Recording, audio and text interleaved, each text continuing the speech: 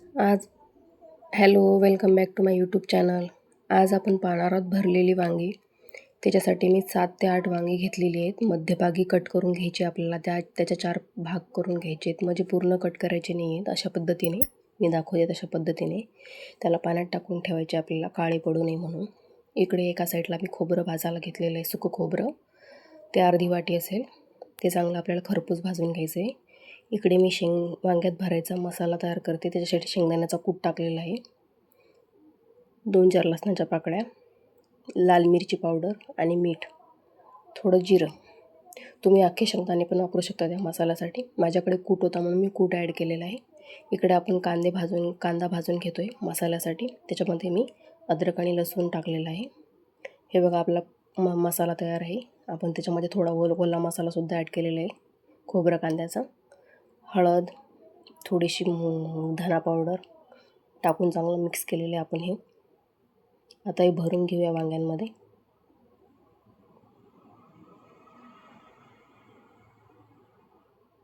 तुम्ही नवीन असाल तर माझ्या चॅनलला सबस्क्राईब नक्की करा.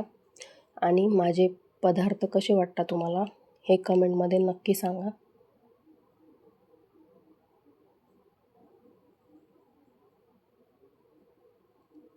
हे आपले तयार आहेत वांगे मसाला भरून. हे थोडासा मसाला उरला आपण त्याच्यामध्ये ॲड करून देऊया ओला ग्रेव्हीच्या मसाल्यामध्ये.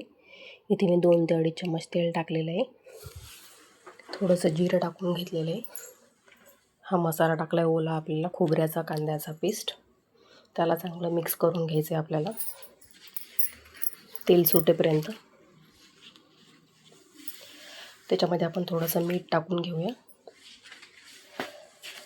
आणि याच्यामध्ये आता झालेला आहे आपला मसाला रेडी. त्याच्यामध्ये मिरची पावडर, हळद पावडर, 1 चम्मच धना पावडर, थोडासा गरम मसाला आणि अर्धा चमचा काळा मसाला. हे एवढं सगळं टाकून आपण त्याला मिक्स करून घ्यायचं चांगलं.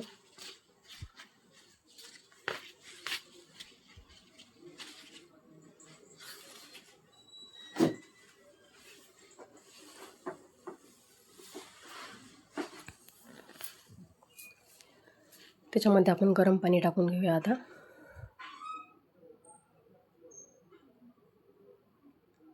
परत एकदा थोडंसं गरम पाणी टाकून घेऊया.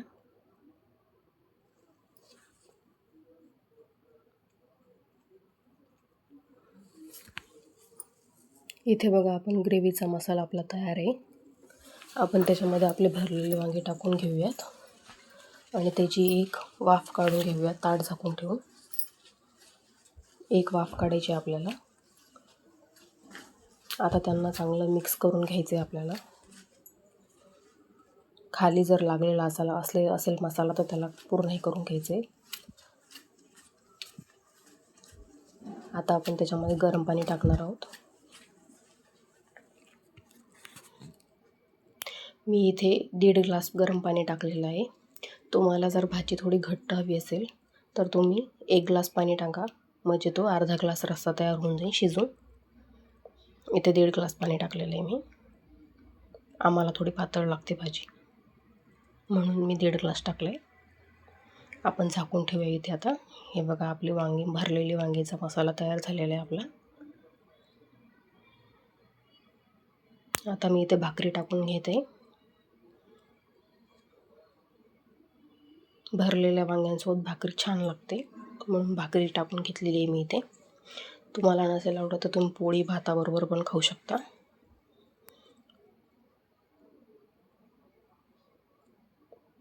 माझे व्हिडिओ कसे वाटतात हे कमेंटमध्ये नक्की सांगा.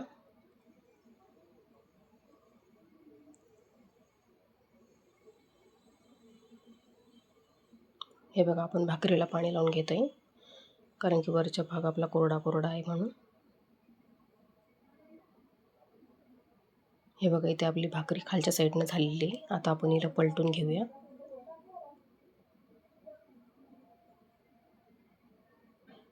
हे बघा, इथे भाकरी चांगली टम्म फुगलेली आहे. आपली भाकरी तयार झालेली आहे. आता ताट बघा, ताट वाढले मी इथे. कांदा, लिंबू, भरलेलं वांगे आणि रस्सा. तुम्हाला स्पेशल भरलेली वांगी करायची असेल तर रस्सा नाही केला तरी चालेल तुम्ही, घट्ट करू शकता.